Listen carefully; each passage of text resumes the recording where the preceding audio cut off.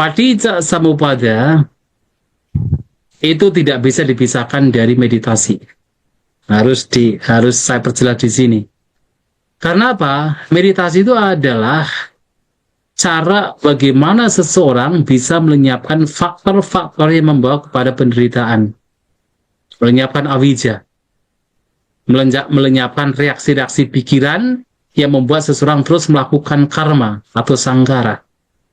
Itu adalah meditasi. Meditasi juga adalah cara bagaimana winyana ini, kesadaran ini tidak terus kemudian melekati, berpijak, melekat terhadap objek-objeknya.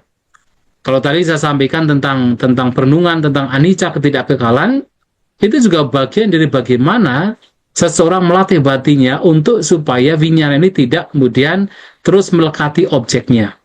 Karena terlihat semuanya sebagai tidak kekal. Kenapa kemudian seseorang ketika bermeditasi supaya batinnya itu menjadi seimbang? Jadi begini, ini sebagai contohnya. Sang Buddha di dalam Indriya Bhavana Sutta,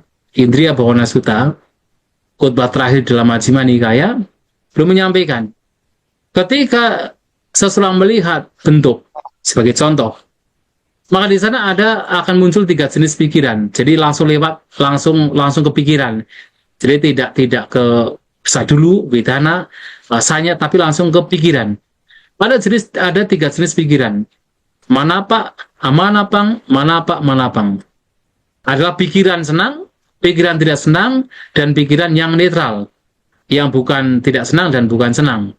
Pikiran netral. Ketika itu muncul, harus direnungkan. Bahwasanya apapun pikiran yang sedang muncul, ini adalah abhisangkatang, olarikang, paticca samuppanang. Semua pikiran ini sifatnya adalah berkondisi. Sifatnya adalah kasar. Kemunculannya bersebab paticca samuppanang. Yang ini juga sinonim dengan paticca samuppada. Kalau kita telah lebih lanjut lagi, sebenarnya ini mengacu kepada bahwa semua pikiran yang muncul itu adalah anicca, dukkha, anatta. Tidak kekal. Sesuatu yang berkondisi adalah sesuatu yang sifatnya tidak kekal. Kemudian sesuatu yang olarika, yang kasar, itu mengacu pada penderitaan. Dan paticca samuppanang yang kemunculannya itu bersebab, itu mengacu kepada anatta. Karena apapun yang munculnya bersebab, itu tidak ditemukan ada entitas, tidak ada inti. Maka dengan perenungan demikian, seseorang kemudian tidak membawa kepada reaksi pikiran. Sehingga apa? Akan muncul kondisi batin yang disebut sebagai upeka. Etang santang, etang panitang, yaditang upeka. Ini mendamaikan. Ini luhur, yaitu upeka. Batin menjadi seimbang. Tidak terseret oleh suka maupun tidak suka. Batin tidak kemudian terseret oleh reaksi-reaksi pikiran.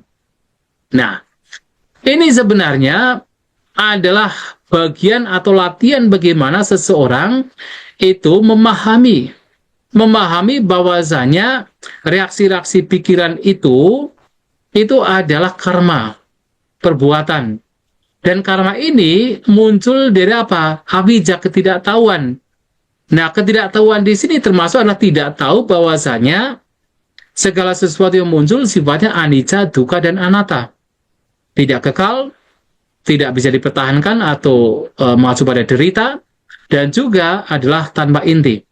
Nah, merenungkan anicca, dukkha, anatta adalah untuk mengurai avijja, untuk memunculkan vijja. Ketika perenungan tersebut muncul, maka seseorang tidak kemudian bereaktif, tidak memunculkan reaktif, tidak memunculkan suka dan tidak suka. Itulah batin menjadi upeka. Jadi alih-alih memunculkan yaitu sangkara, tetapi di situ adalah memunculkan upeka.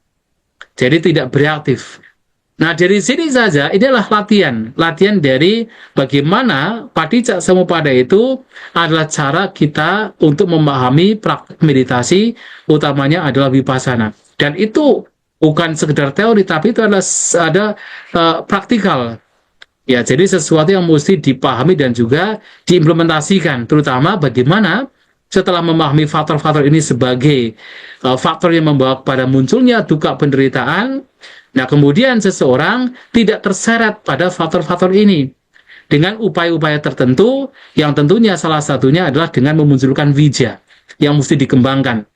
Salah satu wija atau pengetahuan adalah mengetahui anicca dukkha anatta, supaya di sana tidak kemudian tersyarat oleh berbagai macam reaksi pikiran, bahkan menjadi UPK.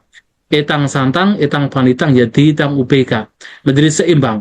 Nah ini juga, jadi harus dipahami bahwa Paticca Samuppada itu sesuatu yang berkaitan erat dengan cita bawana, dengan pengembangan batin.